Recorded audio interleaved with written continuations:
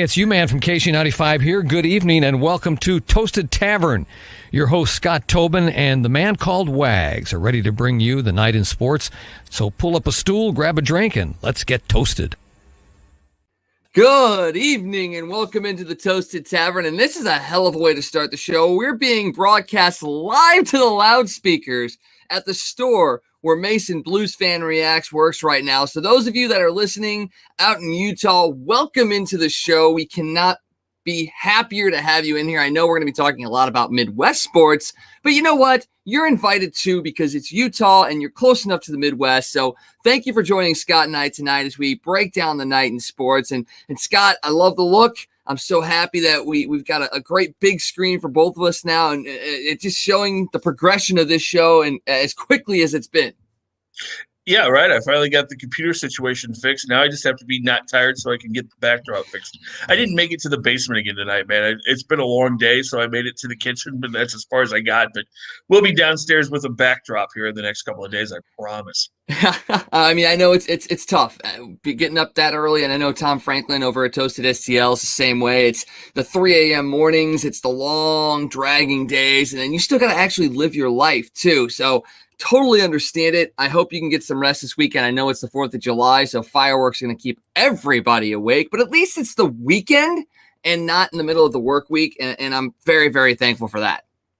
Yeah, I'm looking forward to that. I'm going to get a ton of sleep, I hope, tonight and tomorrow, and I really hope, because my next couple of weeks gets even crazier. So, yeah, I need to get all the rest I can during this holiday weekend.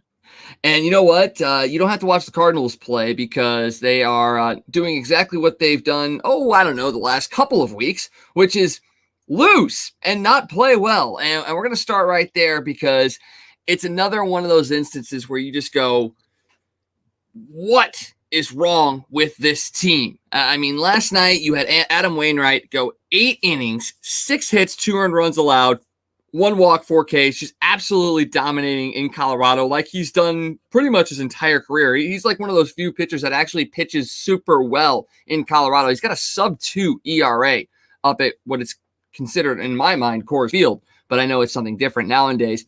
But then you have Giovanni Gallegos come in the bottom of the 9th, and we had just gotten done talking over the last 2 days about how good the back end of this bullpen is. Gets a couple of the first 2 guys out, gets into some trouble, and then just loses a slider to Elias Diaz, who blasts it into the outfield and hits the game-winning 3-run walk-off home run to give the Rockies a 5-2 lead, 5-2 win.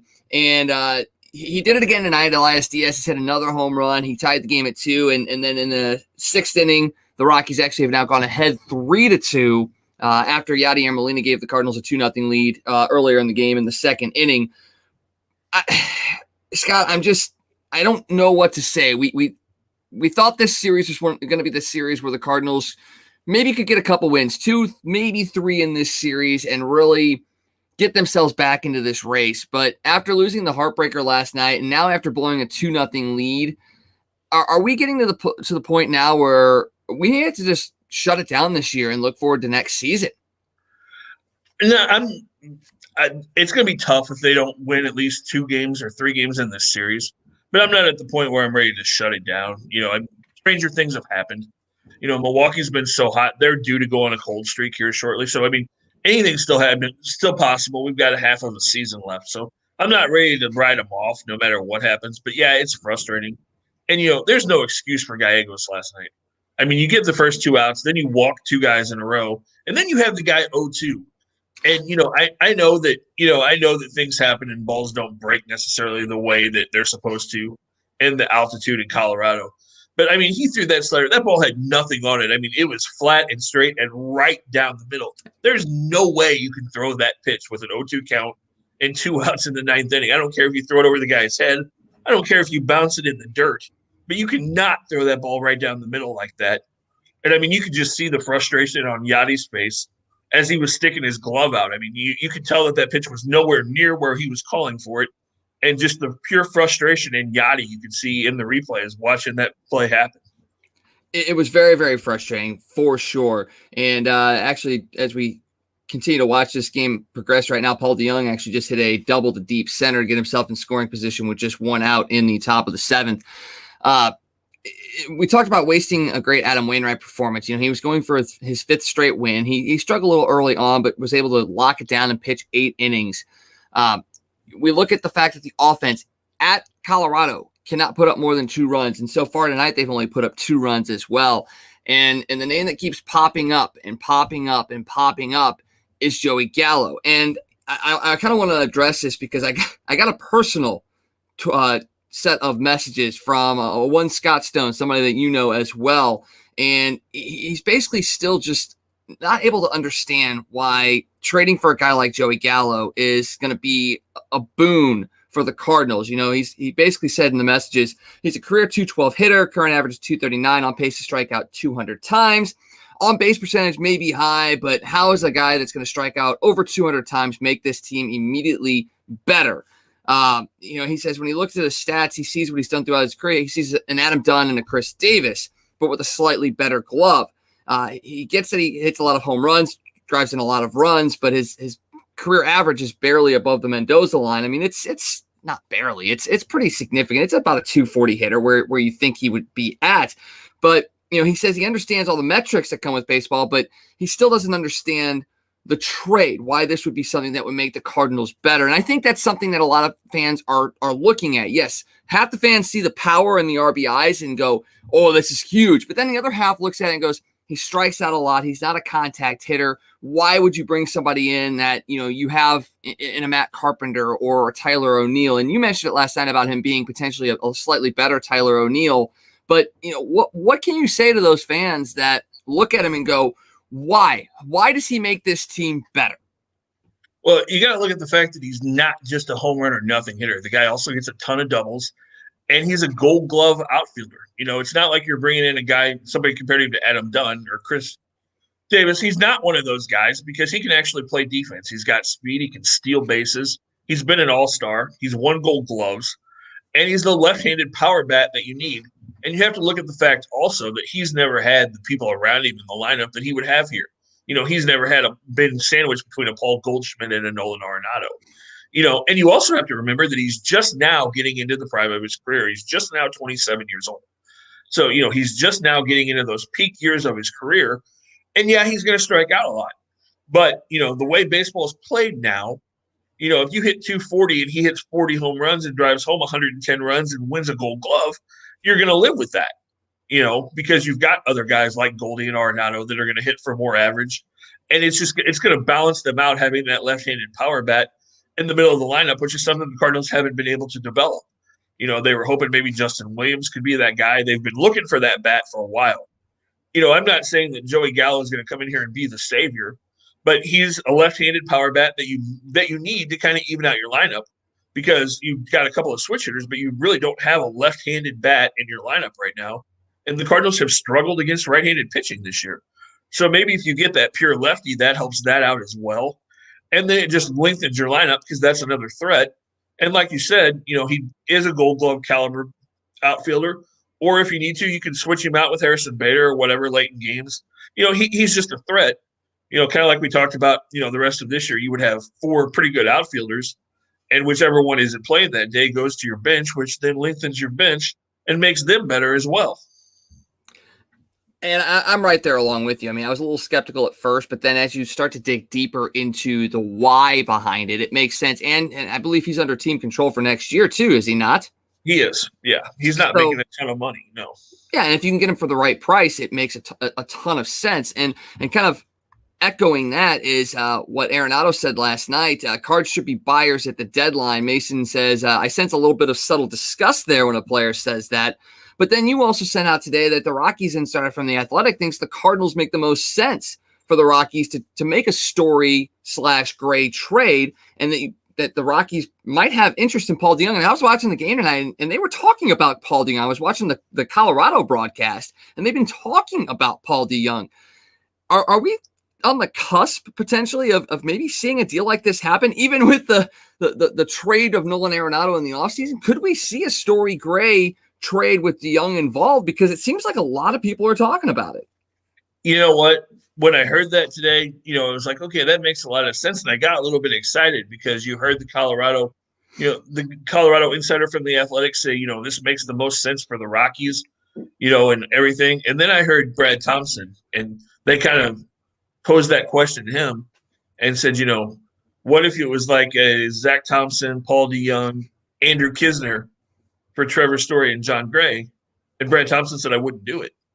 And he said, the reason I don't do it is because I don't think you can get Trevor Story to come back here.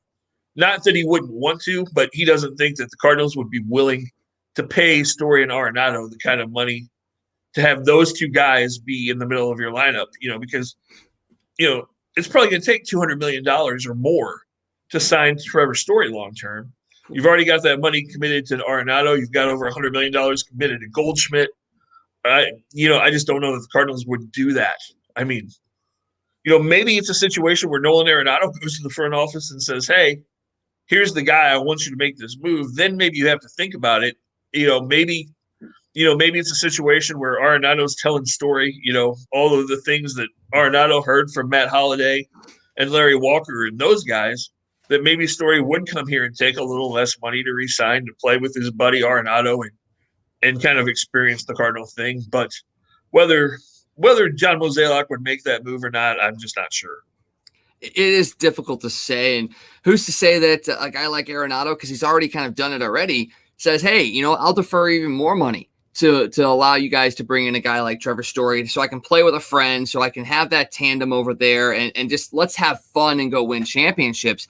Nolan strikes me as a guy that would do something like that when it comes to winning. I mean, I wouldn't say he forced himself out of Colorado to go win, but he realized that Colorado was not building towards that. And he basically said, I want to go somewhere that will win. And he facilitated a trade to the Cardinals. And now that he's here and the fact that he has an opt-out potentially after this season too, and once again, I don't think he's going to use it. I think he really does enjoy playing in St. Louis. He sees that there's $70 million coming off the books next year and that the Cardinals will probably make improvements. I think he's sticking around. You look at it and he seems like a guy that really wants to be here. And if you bring in a guy like Story, I think between the two of them, and yes, you want to break the bank as a free agent, no question. But I think between the two of them, they will find a way to make it work for the Cardinals so that they can both be here, stay competitive, and go out and win some championships. Yeah, you would hope so. Hey, maybe we can have Nolan Arenado Day, kind of like Bobby Bonilla Day, where he just defers money till like 2060 or something, and Cardinal players have done it in the past. I mean, Jim Edmonds did that. Scott Rowland did it. Chris Carpenter did it. So it's not out of the norm for Cardinal players to do that, to kind of defer money to make things work so that you can have a bunch of star players on your team. So we'll just see how it plays out. I mean, it would be an interesting situation. I said the other day I wouldn't trade DeYoung straight up for Story. But if you could get John Gray in that and not have to give up, Libator or Gorman or something, then I'm in. Then let's see if we can make that work. And maybe, you can still make a run this year and get Story to re-sign and have a dynasty kind of in the making once again in St. Louis. It's been a little while since we've had a long sustained run of success at the level that we're used to, multiple playoff appearances, deep playoff runs, potential for World Series championships. It's been a while since they've had that, and really a while since they've had a sort of MV3 lineup, with, Edmonds, Rowland, you had Molina, Pujols in there as well. If you can get a lineup with Goldschmidt, Arenado, if Story rebounds, and then you throw Dylan Carlson in there as well, that's a hell of a four to start off a lineup, and then you still got Yachty hitting. So it does make a lot of sense that if they want to win this year, they do have to do something in that line. And then throw Tyler O'Neill in there as well. And guess what? Maybe you throw Joey Gallo. I mean, all of a sudden we're playing fantasy baseball, video game baseball, where we're just putting everybody on the team and seeing what fits essentially. And Mason ask the question, where does the blame lie in a team's struggles? Oftentimes in baseball, the management is the first under scrutiny. But when do you start looking at the players and start expecting more of them? And that's just not a baseball thing either, because you see it in hockey, you see it in football, you see it in basketball, where upper management doesn't really get the pink slip, which you would say. It's more managers and then players get traded away. So, I mean, management, I think, is always under scrutiny, but it's usually the players and the managers that feel the axe fall on them. Yeah, and in baseball, a lot of times it's a pitching coach or a hitting coach that's the first one to take the fall. And going back to that, I don't know if you've caught it, but Mike Schilt has made some interesting comments the last couple of days. We heard John Mozeliak kind of defend Jeff Alberts last week, saying, we got to make sure the right voices are getting to the right players. Schultz pretty much come out the last couple of days and said, okay, this offensive philosophy is not working. We've got to get back to playing some small ball, not trying to hit everything out of the ballpark, hitting line drives, hitting gaps, doing little things, advancing runners, and so it's almost like Mike Schilt is kind of going after Jeff Alberts and kind of pushing back against what Mozeliak has said the last couple of weeks. And if you have that kind of divide in philosophy between your manager and your general manager and your hitting coach as to what you're going to do or what kind of team you're going to be, that's a pretty big problem.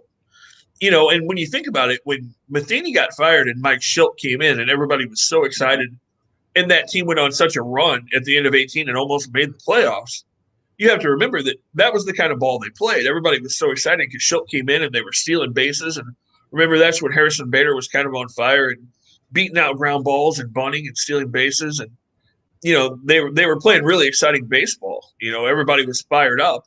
And then as the last couple of years have come and gone, they've kind of gone away from all of that. And they've gone back to we're swinging for the fences and it's all about, lift and all of this stuff, the metric side. So if Schultz saying, okay, we need to go back old school, and the hitting coach and the general manager are saying, no, that's not our philosophy, that's going to be tough on the players because the players are kind of stuck in the middle there because they're getting two totally different messages from, upper management and then their hitting coach. So, that's a pretty big problem that, if Schultz keeps talking back, kind of going at a different philosophy, you wonder if Mike Schultz's job could be in jeopardy because you can't imagine that if he's got a different philosophy than what John Mozeliak has, how long can that really mesh? Not very long because somebody's going to go rogue and it's either going to work out well for the team or it's going to blow up in somebody's face. And that's not something you want to see with this organization. And at this point, you almost have to sit there and say, the DeWitts have to step in and figure out what they want to do. Do they want to ride the horse of John Mozeliak and his philosophy and let Mike Schilt go? Or do they sit there and go, Mike Schilt's the guy we want. He's a face. He's personable. The players like him. We can see success in his future. Maybe it's time to part ways with Mozeliak. I mean, remember when Walt Jocketty left as well? I don't think it was necessarily Walt Jocketty wanting to leave St. Louis. I think it was more about promoting Mozeliak and getting a different philosophy in here. Well, I feel like he's been here just as long, if not longer, than Walt Jocketty was here. And maybe it's that time where you start looking at moving a different direction. And whether that's with Mike Schilt or maybe it's bringing in a whole new set of leadership, that's a question that you have to ask as the DeWitts. Yeah, you're bringing in money, but at this point, how many sellouts have the Cardinals had since fans have been back at full capacity? It's only been a couple weeks, so it's not like it's a great metric to look at. But if this team continues to play like this and they don't see full ballparks, the DeWitts have to sit there and step in and go, look, we got to get back to where we were at before. Yes, it may be because they like to earn money, but I think truly they want to see the Cardinals succeed as an organization and be at the forefront of Major League Baseball. When do they step in and say, okay, this is what we want. This is who's staying. This is who's going. End of story. Go on from there. I don't think it'll be very long. And, people want to criticize DeWitt and say, he doesn't care about winning. All he cares about is money. Bill DeWitt's a lifelong baseball guy. I mean, he grew up as a bat boy for the Browns. Then his family owned the Reds for a while, before the Cardinals. He's been involved with Major League Baseball. And you talk to people in the know, and Bill DeWitt is very involved. He's talking to scouts. He's involved in everything, or at least has his ear to everything. He knows what's going on. He's not an owner that's just there to make money. He wants to win and wants to win championships. And so I don't think it'll take very much longer for something to happen, whether it is Mozeliak or whether it's Schilt. I think I would be shocked if they have a bad road trip. If we go to the All-Star break and something major doesn't happen, I would be really surprised because you got to remember in 18, it was the night before the All-Star break after that last game that Mike Matheny got fired. So that might be the point where something major does happen and somebody's gone, or maybe a couple of people are going, because like you said, you have to get back to where, right now fans don't want to go to the ballpark. It's not fun. It wasn't fun to be down there. There's not a whole lot of excitement when your team's not getting any hits and you're striking out and you're losing 7-1 and 8-2, and your pitchers are walking everybody, and people don't want to be down there for that, and so that's not Cardinal baseball to go to Busch Stadium and see 20,000 people in the ballpark, and the DeWitts aren't going to let that happen for very long. The Cardinal way, the Cardinal legacy means a lot to them, so they're not going to let this fall off. They will step in and do something pretty drastic pretty soon, I do believe. And it's been really since the early 90s since we've seen 20,000 or less in the stands of Busch Stadium, because once TLR came in, you started going on that successful run. It continued for so long. You had Albert here, you had the championships, you had all that. And even the past 10 years, it's still been relatively successful. It's not like they've been that poor. I mean, there's been instances where they've had some bad runs and people have kind of stepped back. But for the most part, they filled the stadium because they have been a successful team. This is really the first time, and you don't want to get back to those late 80s, early 90s era baseball, because it was bad and people really, really did not want to go to the game or watch it. I mean, I remember as a kid in the early 90s, spring training games were on and all that stuff on KPLR. And, I liked baseball and I would watch it here and there, but the spring training games were terrible. And I didn't really have an interest in baseball in the early 90s. It wasn't until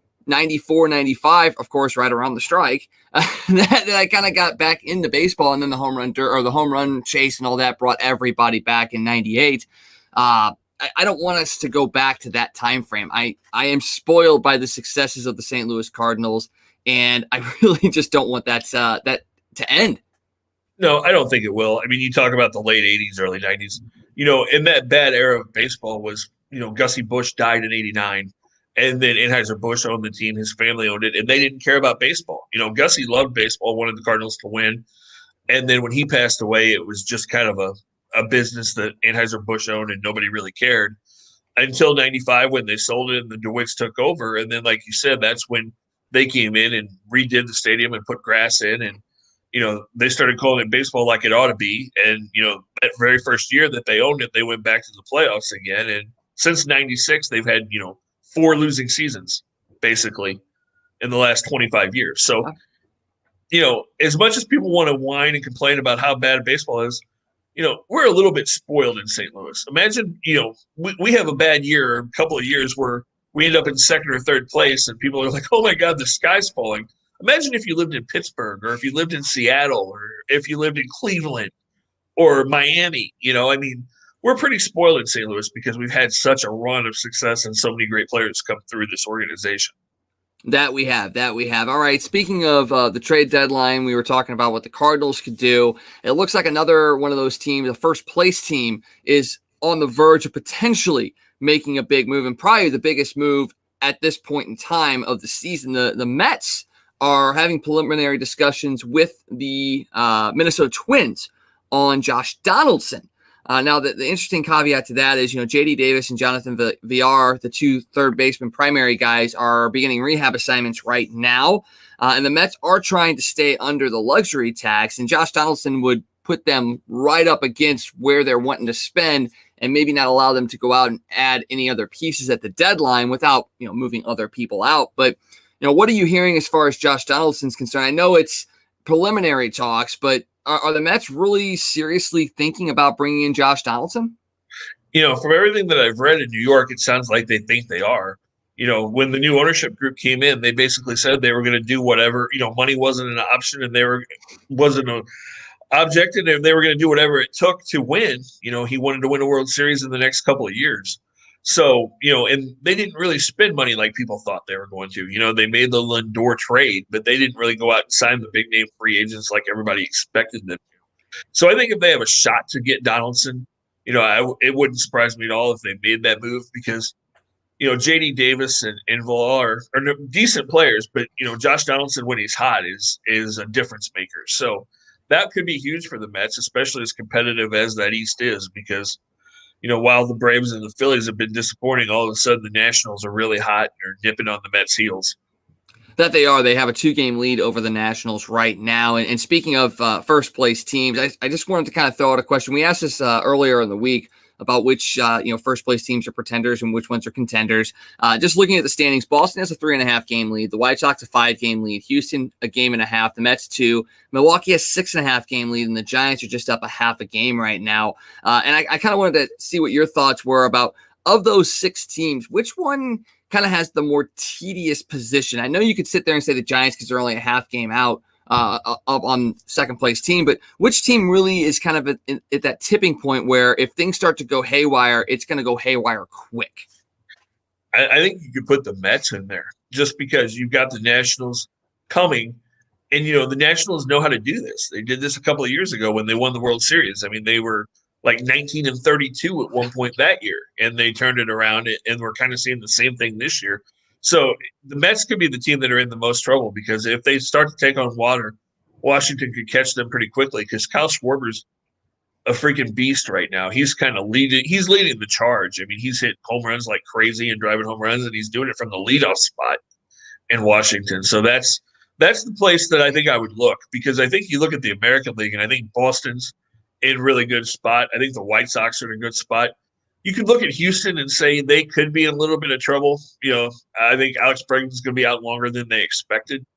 So you've got Oakland kind of coming there, but you never know with the A's either. It'll be interesting to see what happens at the trade deadline with that ball club, because Oakland is another team that Trevor Story has at least been kind of linked to as a possibility.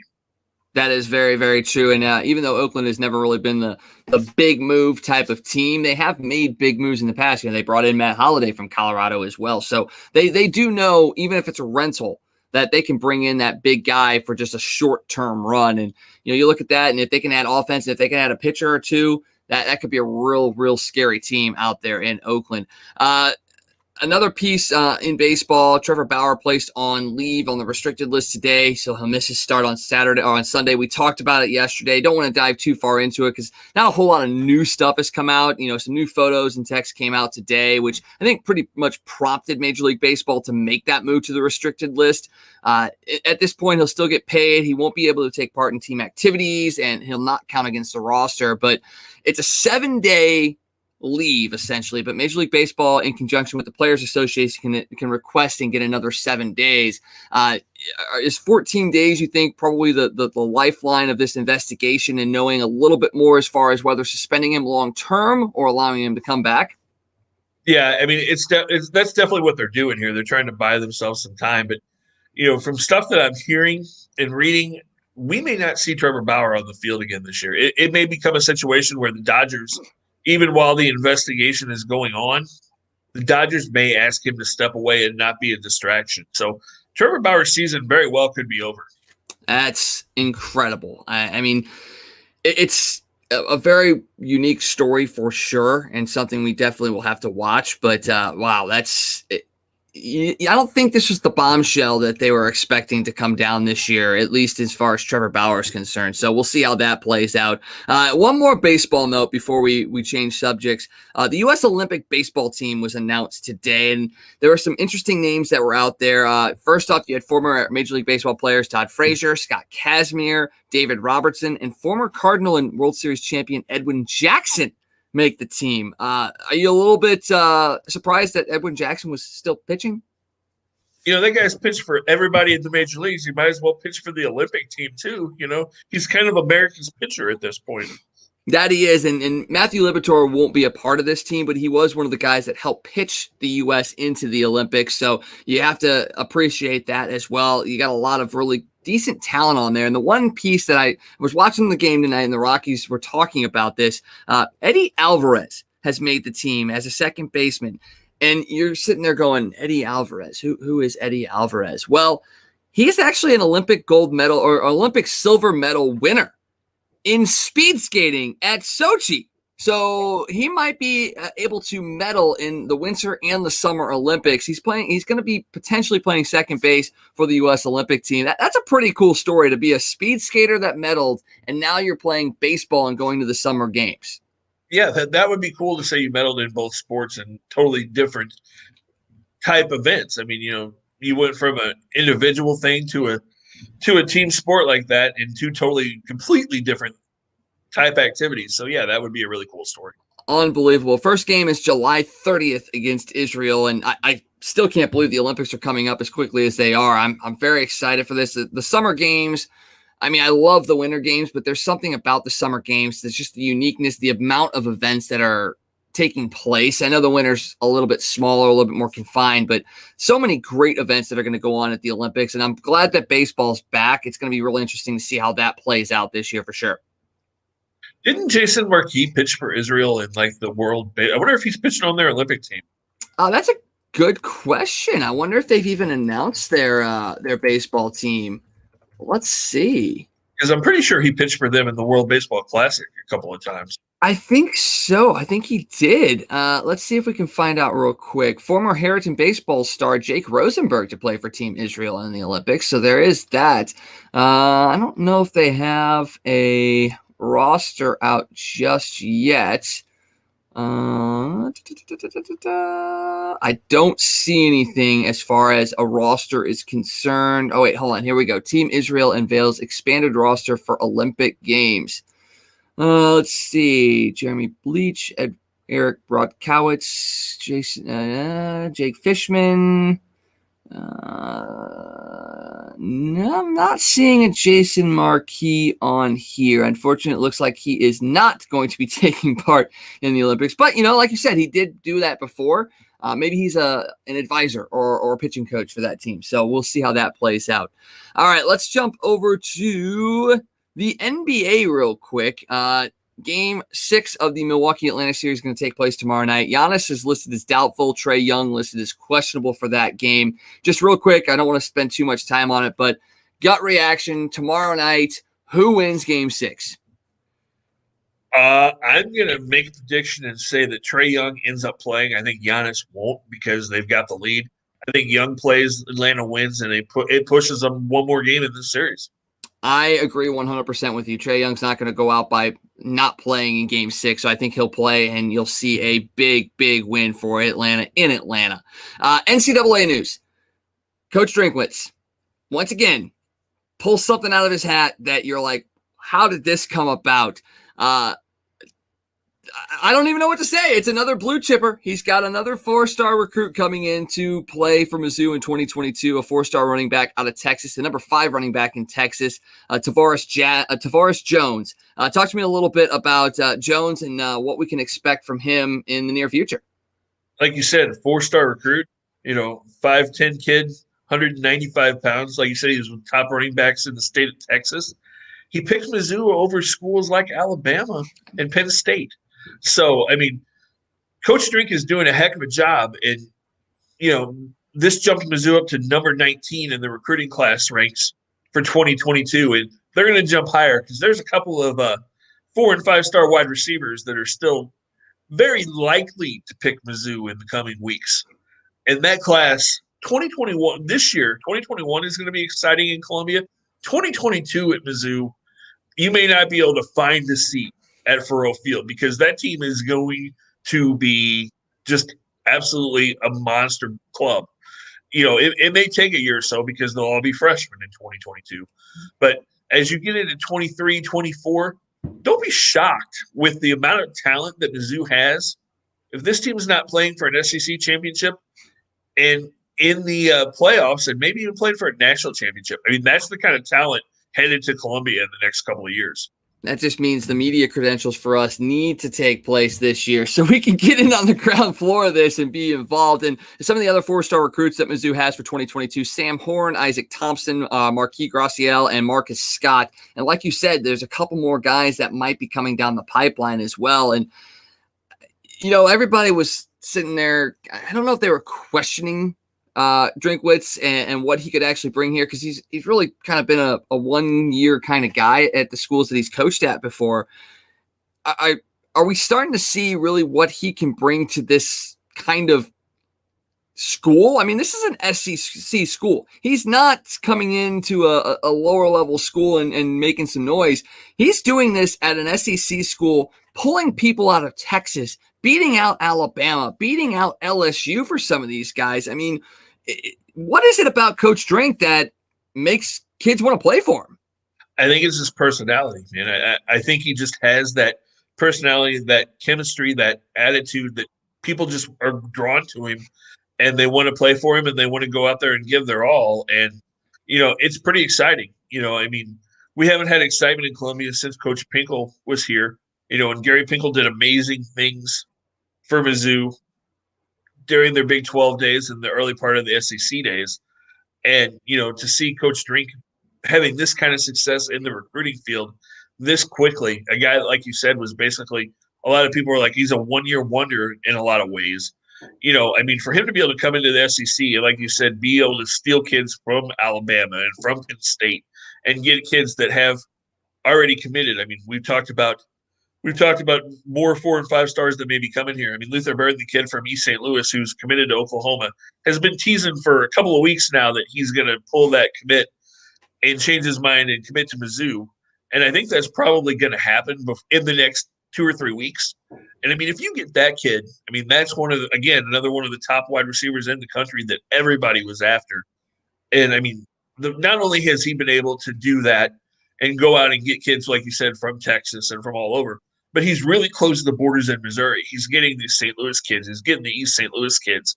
And that's something that even Coach Pinkel really struggled with. I mean, he did get Jeremy Macklin, and he got a couple. But, there were a lot of guys that still weren't sure they wanted to go to Mizzou. And all of a sudden, Coach Drink has been able to say, hey, St. Louis kids, Columbia is the place you want to be. You don't want to go to Alabama. You don't want to go to Clemson. You want to stay at home, and you want to come to Mizzou and be a Tiger.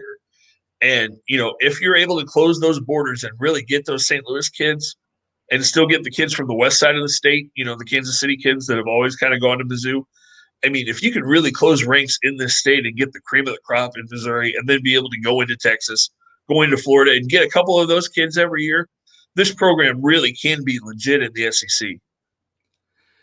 So are we this is the big question for me, is because the SEC style of play is a lot different than what it was in the Big 12. And even in the Big 12, Mizzou had success, but they also didn't find the success that they could have, with the playing the Oklahomas, the big offensive lines, the big defensive lines. In the SEC, it is definitely a heavy style of play, although we're starting to see a little bit more of that widespread offense. I mean, you saw it with LSU, especially with Joe Burrow. Is Coach Drink building a program that will be able to compete in the SEC, but also be an SEC type team that can compete against the other conferences? Is that what we're seeing here? Yeah, I think you are, because like you said, the SEC is different than it has been in the past. It's not that big, powerful Alabama team that we remember from the 90s. Those Alabama LSU games that it was 6-3 and, just knockdown, drag out type games. The SEC has really opened up in the last few years. And, he's going out and getting the most athletic kids, the fastest kids, and some big kids on the lines too. So I think you are going to be able to compete. I think you're going to be able to compete with the Alabamas and the Georgias and the Floridas. And, I think Mizzou's going to be a real threat in the SEC in the next, like I said, 2 to 3, 4 at the most years. They're really going to be a team knocking on the door for SEC championships. And that's music to my ears, because even in the years, especially the last couple of years with the sanctions and all that kind of stuff, it's just been a hard time to be a Mizzou Tigers fan, even with the excitement that's kind of been building the last couple of years. So nice to know that this upcoming year we're starting that process to get even better and better and better. And you've got the upgrades at Faurot Field and all that kind of stuff. It's just going to be a fun time to be a Mizzou Tiger fan. Even though I didn't go there, it's still fun to be a Tiger fan. Let's keep the football train rolling. A couple of other close to home news stories that I want to get your take on. First off, the Bears. They're getting closer and closer to moving out of the city of Chicago and moving to Arlington Heights. There are some things as far as clauses that were very similar to St. Louis as well about moving that team out of there. I don't think you have a shady of an owner as Stan Kroenke up in Chicago, but what's the feel and the mood you think about the Bears potentially leaving Soldier Field? Yeah, I think it's kind of torn. There's old school Bears fans that don't want him to leave Soldier Field. And then there's other Bears fans that are like, okay, we need a new stadium. Let's kind of move into the next generation of Chicago Bears football. And while it is moving them out of Chicago, it's not like he's moving them out of the state or moving them across the country. He's just moving them a few miles away. But, there's so much history in Soldier Field when you think about guys like that have played there, guys like Butkus and Walter Payton and Jim McMahon and Mike Singletary and, all those great Bears, the monsters of the Midway and stuff. It would be kind of sad to see them leave that part of it and move on to a next generation. So it's going to be interesting because, like you said, there are leases they have to get out of that they'll have to buy out because I think their lease goes through 2033 at Soldier Field, something like that. So it is going to be expensive for them to buy their way out of there. And we'll just have to see what happens because I know the mayor of Chicago has really fought back against that. And so it may get ugly, honestly, before it gets all settled. But, let's just hope that for Bears fans that they have a good product on the field wherever they're playing in the Chicago area.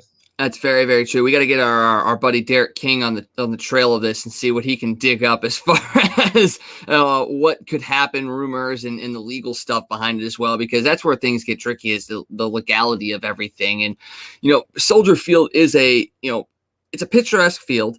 Yes, maybe it could use some upgrades, and it's difficult to get to. And I think that's the big piece of it all is that Soldier Field is kind of separated from everything in Chicago. It's kind of off on its lonesome, and it's hard to get to as well. And I get the feel that they want to move to Arlington Heights, not because Soldier Field is bad, but because this can give you that entertainment complex, like what they're doing in LA, like what the Cardinals have done with Ballpark Village, like what the Kansas City Power and Light District is like. Like I understand that that's kind of what they're trying to go towards, but I still don't know if you can remove a team like that from such an iconic place, especially when there's really no bad blood. It's not so much that they're trying to leave for a certain reason or anything like that. I just feel like they want to try and get the experience to be enhanced for the fans and be able to allow fans to get there easier, congregate, tailgate, all that kind of stuff. I think that's the whole impetus behind it all. But I don't know if it's actually going to work. And that's the scary, scary thing for me because I'm with you. Like the iconic moments in Bears history are at Soldier Field. How are you going to say we're moving away from that when it's still a very serviceable place to play? Yeah, because they did a lot of upgrades just a few years ago because the Bears actually played in Champaign for a season while they did all the upgrades at Soldier Field. And I don't know if you've ever been there, but Soldier Field is a very, very cool stadium. I've driven past it. I have not actually gotten a chance to experience a game there, but even just watching it on TV, you get the feel like that's that classic stadium. And Chicago's got a couple of those with that. And, Wrigley Field. So having those kind of icons there and maybe moving away from one, that's a hard thing to take. Other news and notes in the NFL, and this is more for you because you're a huge Dallas Cowboys fan. Do you know they're going to be featured on Hard Knocks again this year? Why? Because of the drama. You got Dak Prescott coming off of injury. You got Mike McCarthy trying to actually get his team to believe in him.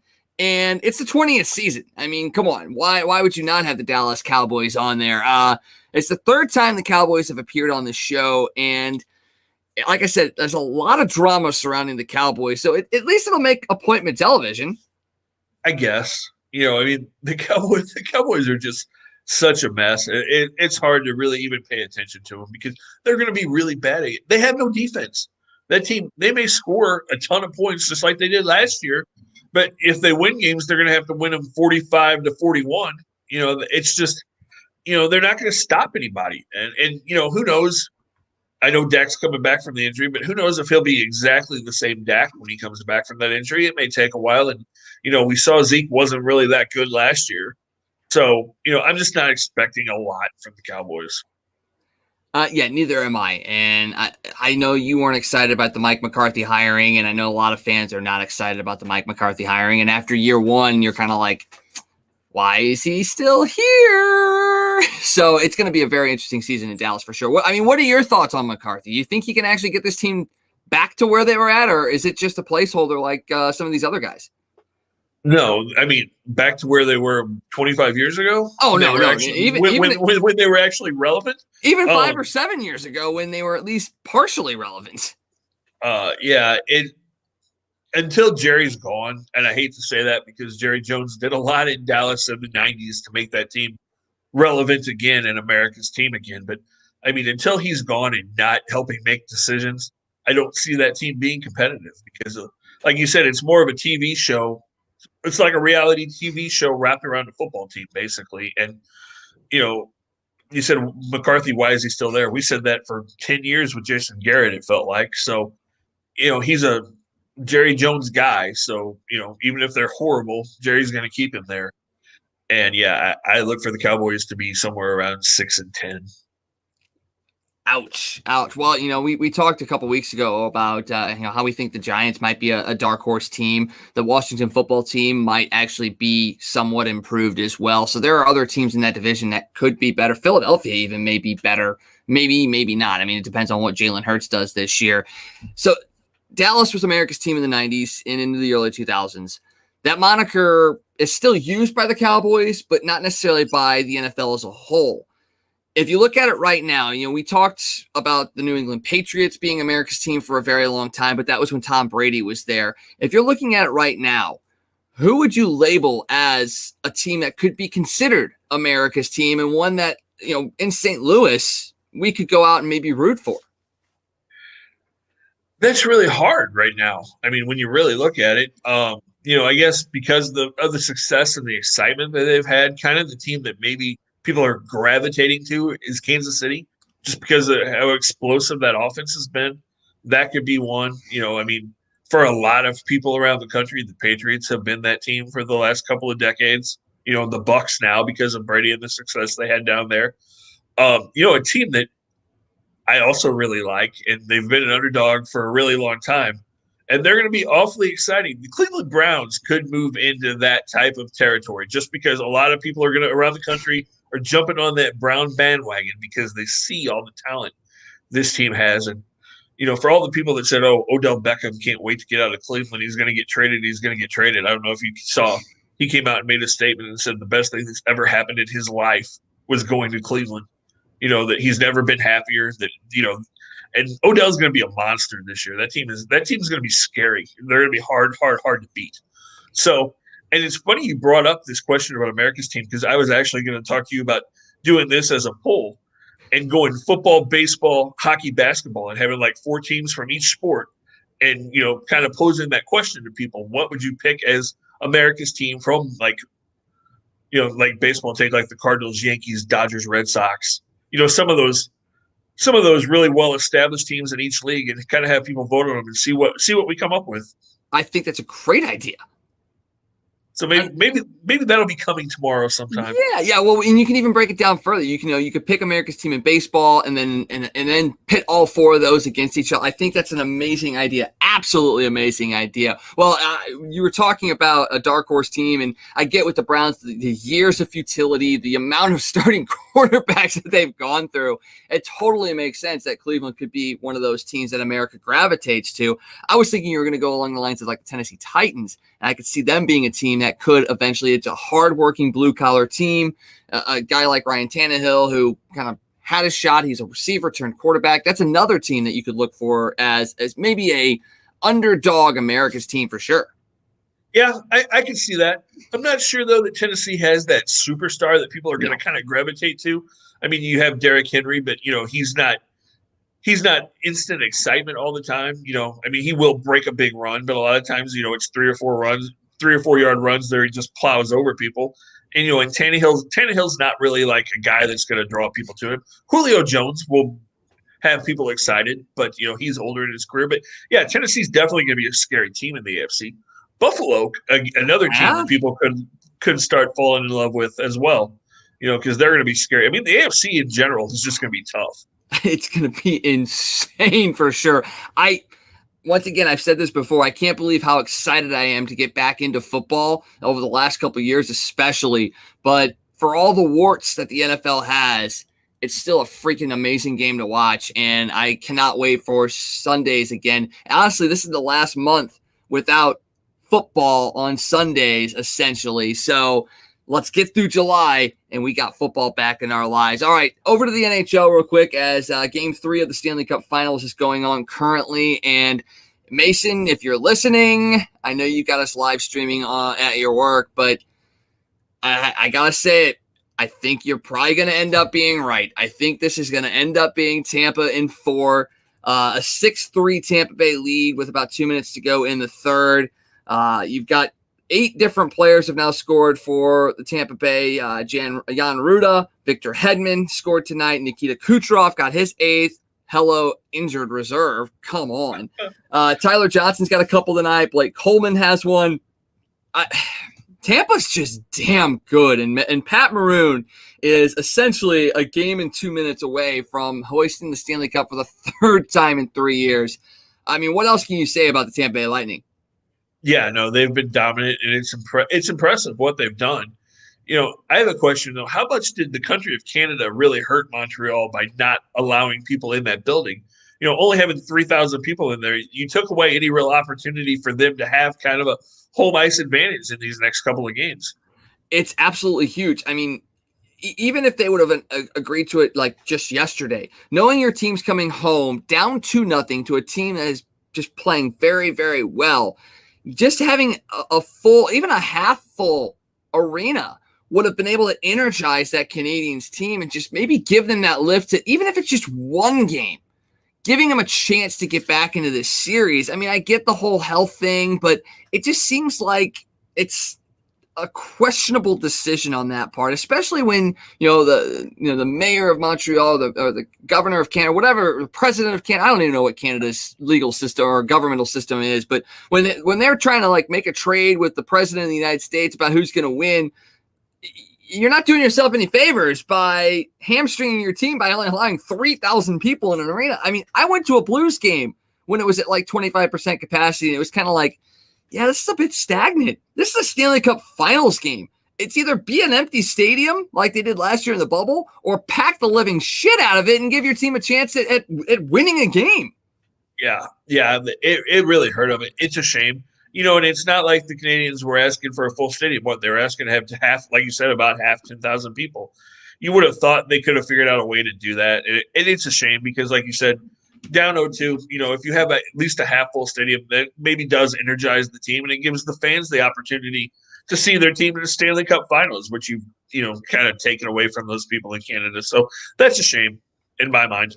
I mean, at the very least, first responders and vaccinated people, at the very least, you've got at least that many people in Canada that you could bring in and talk about an image thing and being able to pack, even half an arena with that. Like, if you could sit there and say, hey, it's the Stanley Cup Finals, we know tickets are going for $30,000, but we're going to allow 10,000 first responders and vaccinated people into the arena to experience this. That's a huge image thing that the Canadiens, Canada, and the NHL could have taken advantage of, and they absolutely did not. And it's just another one of those things that makes you question Gary Bettman's leadership for all the good he's done, but also all the bad he's done as well. Yeah, although, I mean, there's not a whole lot he could do with Canada saying, that's just like, you have to feel bad for the Blue Jays, because who knows when that team's ever going to get to play in Toronto again, because they were talking about maybe sometime at the end of July, but now they've pushed that back, and they're talking about maybe the first part of September. Wow. I mean, that's sad, really. I mean, it's absolutely sad that that's the case, because Toronto fans deserve, I mean, especially after the Maple Leafs got beaten out by the Canadiens after being up 3-1, Toronto fans need something to cheer for. Well, yeah, and imagine being a Blue Jay fan and you've got these really young, good, Vladdy Jr. and Bo Bichette and Biggio, and you can't go see them. That's a year and a half now that Blue Jays fans in Toronto have missed seeing this young group of guys coming together and becoming superstars, and you can't see your team.